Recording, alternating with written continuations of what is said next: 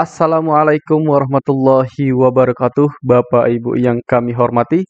Pada kesempatan kali ini kita akan membahas soal UP PPG PGSD tahun 2022 untuk UP pada tanggal 15 sampai dengan 16 Oktober tahun 2022.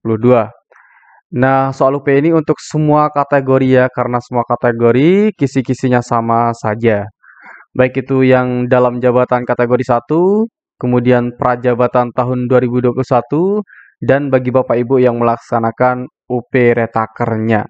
Semoga di retaker kali ini Bapak Ibu berhasil lulus ya. Saya doakan semuanya lulus. Amin. Baik, khusus di video kali ini kita akan bahas mengenai indikator soal 23, yaitu teori belajar konstruktivisme. Di video sebelumnya kita sudah belajar tentang teori kognitif dan teori behaviorisme. Baik, sebelum kita membahas mengenai indikator 23 ini, kami sarankan bagi Bapak Ibu yang akan melaksanakan UP nanti, silahkan Bapak Ibu untuk membeli e-book yang kami sudah buatkan soal-soalnya di sana. Ada 450 soal yang tentunya soal-soal ini sangat akurat dengan soal yang akan muncul nanti ya.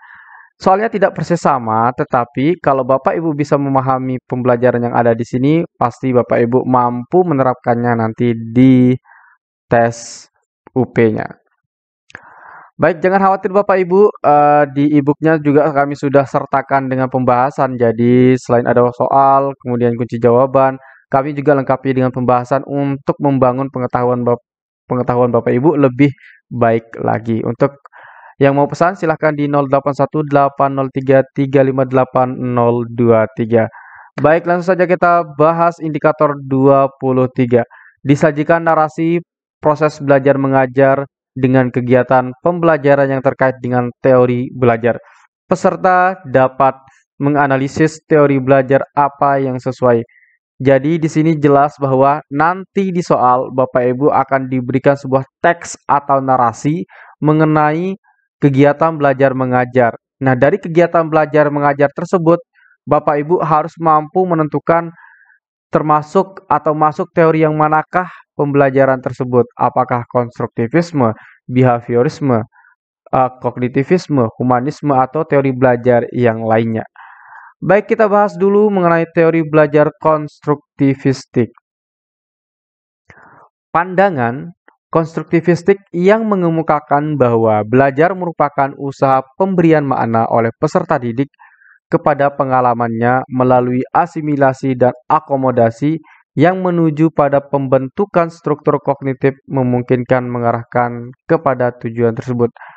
Nah, nanti di pembelajaran konstruktivistik ini, siswa akan membangun pengetahuannya secara ia langsung yang melakukannya. Jadi diusahakan ada pemberian makna di dalam pembelajarannya. Oleh karena itu, pembelajaran diusahakan agar dapat memberikan kondisi terjadinya proses pembentukan tersebut secara optimal pada diri peserta didik.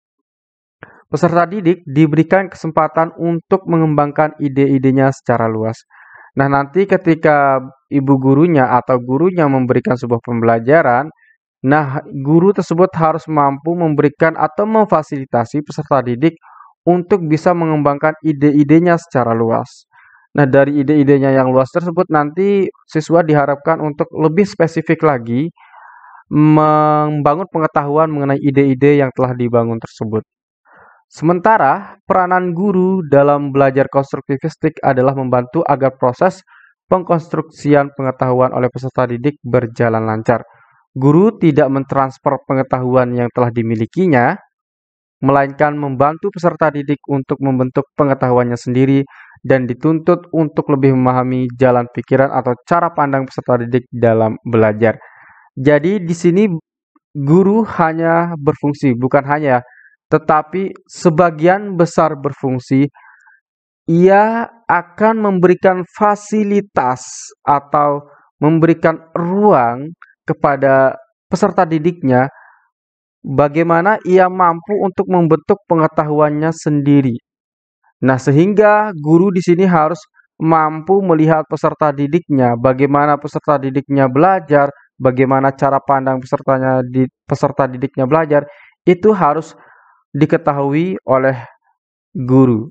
Jadi guru di sini tidak hanya memberikan atau mentransfer ilmunya, tetapi lebih besar kepada memberikan ruang yang lebih luas kepada siswanya untuk membangun ilmunya secara sendiri, ya. Jadi bukan hanya apa yang diketahui oleh guru kemudian dikasih tahu kepada peserta didiknya, bukan itu yang di dalam teori belajar konstruktivistik ini. Baik, kita lanjut. Dalam proses pembelajaran, para siswa dihadapkan dengan situasi di mana ia bebas. Nah, di mana ia bebas ini berarti dia diberikan ruang yang sangat luas untuk menentukan ide-idenya, untuk mengembangkan ide-idenya. Untuk mengumpulkan data, membuat dugaan. Nah, dari ide-ide tersebut, kira-kira nanti siswa dibimbing untuk membuat dugaan atau hipotesis. Setelah ada hipotesis, kemudian siswa tersebut mencoba apakah benar sih idenya itu atau tidak benar. Nah, itu nanti dapat dilakukan dan dapat diketahui melalui mencoba-coba atau trial and error. Mencari dan menemukan keteraturan. Nah, ketika dia sudah belajar, mencoba-coba, nah nanti siswa tersebut atau peserta didik tersebut akan mampu menemukan keteraturan dari apa yang dia pelajari, akan mampu menemukan pengetahuan yang dia dapatkan dari aksi mencoba-cobanya tersebut. Kemudian setelah itu dia menggeneralisasi atau menyimpulkan, menyusun rumus beserta bentuk umum, membuktikan benar tidaknya dugaan itu. Nah, setelah dia melakukan mencari dan menemukan pola, kemudian menyimpulkan, nah dari situ ia akan mengetahui apakah benar sih dugaannya atau tidak, apakah benar hipotesisnya atau tidak. Nah, itu mampu ditemukan dengan cara mencoba-coba, kemudian mencari dan menemukan keteraturan, dan menyimpulkan atau menggeneralisasi. Baik, kita langsung saja ke soalnya. Tapi sebelum kita ke soal, saya ingatkan lagi bagi Bapak Ibu yang belum mendapatkan soal PPG PGSD yang kami sesuaikan dengan kisi-kisi tahun 2022 yang kami hanya berikan dengan harga 50.000. Di ebook ini sudah kami susun dengan sangat profesional ya. Tapi nanti ada saja kemungkinan keteraturan tulisannya tidak teratur ya, karena itu juga keterbatasan kita dalam membuat ya. Nah, di ebook ini ada 450 soal dan juga jangan khawatir, di sini sudah kami sertai dengan pembahasan. Untuk pemesanan bisa ke 081803358023. Baik, langsung saja kita ke soal yang pertama. Di dalam proses pembelajaran, para siswa dihadapkan dengan situasi di mana ia bebas untuk mengumpulkan data, membuat dugaan atau hipotesis, mencoba-coba atau trial and error, kemudian mencari dan menemukan keteraturan atau pola, menggeneralisasi atau menyusun rumus beserta bentuk umum, membuktikan benar tidaknya dugaannya itu. Hal itu merupakan penerapan teori belajar titik-titik. Apakah A. Cybernetik, B. Humanistik, C. Behaviorisme, D. Konstruktivisme. Jawaban yang tepat adalah jawaban yang D. Nah, karena tadi sudah kita pelajari Bapak Ibu ya, mengenai pembelajaran konstruktivistik ini, jadi sudah sangat jelas bahwa di langkah-langkah pembelajaran ini terkait dengan teori belajar konstruktivisme. Kalau sibernetik itu terkait dengan pembelajaran yang berbasis teknologi. Kemudian humanistik itu terkait dengan belajar memanusiakan manusia. Kemudian teori behaviorisme. Nah, kalau behaviorisme itu terkait dengan siswa dikatakan sudah belajar apabila ia mampu mengemukakan kembali apa yang sudah dipelajari, bisa menjawab benar soal-soal, kemudian bisa merubah tingkah laku. Nah, itu di behaviorisme. Tetapi kalau di konstruktivisme, itu dia membangun pengetahuannya secara mandiri melalui proses belajar, mengumpulkan data, membuat dugaan, trial and error, kemudian menemukan pola, serta menyimpulkan apakah dugaannya itu benar atau salah. Baik, kita lanjut ke soal berikutnya Bapak Ibu, soal yang kedua.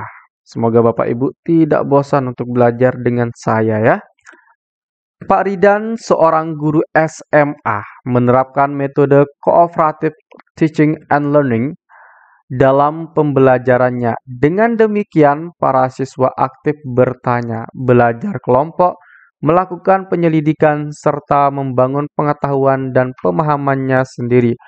Pembelajaran demikian merupakan aplikasi dari teori belajar. Apakah A. Behaviorisme, B. Konstruktivisme, C. Kognitivisme, D. Humanisme?